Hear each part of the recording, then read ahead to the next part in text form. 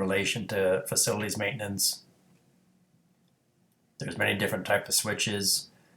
We're just going to focus on some of the common switches you'll see in facilities maintenance. So this is your basic 120 volt, 15 amp, single pole, toggle style light switch that you're going to find pretty much, whether you're doing facilities maintenance, a handyman, building maintenance, or home do-it-yourself work. Again, you got your load and power terminals on these kind of switches are interchangeable. So your hot wire can be landed on either one of those screw terminals, and then your wire going out to your light, your hot wire going out to your light can be landed on either one of those screw terminals. And then of course you got your grounding terminal. Your incoming neutral wire gets wire nutted together with the neutral wire from the light fixture inside that junction box. And if you look on the switch very closely towards the bottom, it tells you it's rated for 15 amps, 120 volts. So you always want to make sure you get the proper amperage and voltage rating when you replace a switch or install a switch. Now this switch is rated from 120 to 277 volt AC, and it's a 20 amp double pole toggle style switch. So now you see your two hot wires come in, and you land them on those dark colored screws. Those are your two hot wires. So if you got 240 volt, you got two 120 volt hot wires that will get landed on those two line screws. And then you'll have your two outgoing load wires that go to your, whether it be a fan, a 277 volt motor, etc., water heater. And then of course you have your ground screw. And these two also have a rating printed on them as well. It's hard to see in this picture, but some are 20 amp, some are 30 amp. So make sure you get the proper amperage for what the appliance is that you're providing power to. Then we have disconnect switches. You have fused and non-fused. You can see non-fused, there are no switches. These you'll find, provide as a disconnect means at an air compressor, HVAC equipment, water cooling tower, industrial equipment, maybe like a drill press, an end mill, etc. You'll notice the red square and the red arrow. Always read the data sticker on the disconnect switch to make sure you're getting the proper voltage, amperage, etc. to match the equipment you're trying to install the switch for. So then we get to three-way switches. So three-way switches, if you look very closely at them, do not say on and off on the white toggle switch itself. It's blank.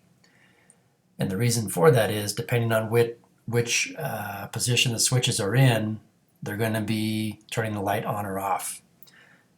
So if we look at this wiring diagram, we have 14-2 Romex with ground incoming.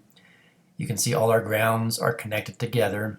If we're using a metal J-box, those ground wires also need to be attached to that metal J-box. Our white neutral wire, you can see, comes in, connects with the white neutral wire in the light fixture. The black hot wire comes in and lands on that dark black screw on the first three-way switch. Then you see you have two traveler wires. So on a three-way switch, your two top brass colored screws are your travelers. Your bottom left screw is your ground. Your bottom right screw is where your incoming hot wire goes in.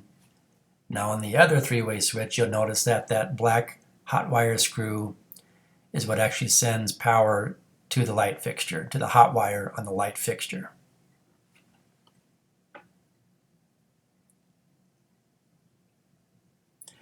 Then we have dimmer switches. There's many different variations, styles, manufacturers.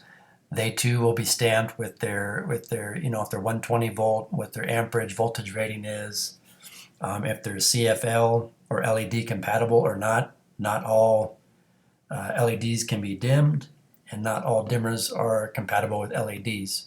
So make sure they're compatible and buy the proper one. Some dimmers require a neutral wire, some dimmers do not require a neutral wire. So that's something you need to investigate and make sure you buy the proper dimmer switch. Then we get to photo eyes.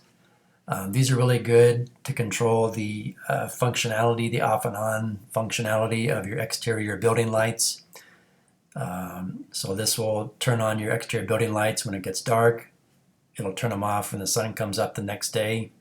And you can adjust their angle and rotate that head. And so basically the way that works is you got a hot wire comes in, provides power. This is basically like a switch, provides power to the photocell. When the photocell closes that switch, it sends power out to your light fixture.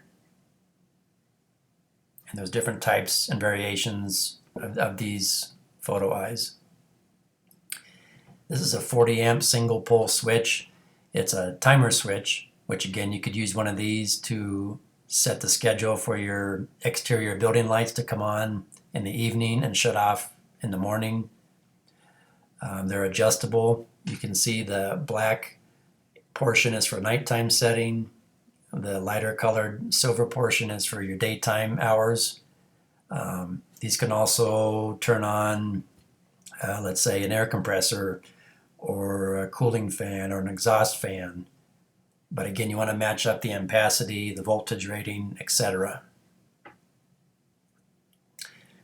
Again, I hope that helps you out a little bit. Please like, share, subscribe, ring the bell.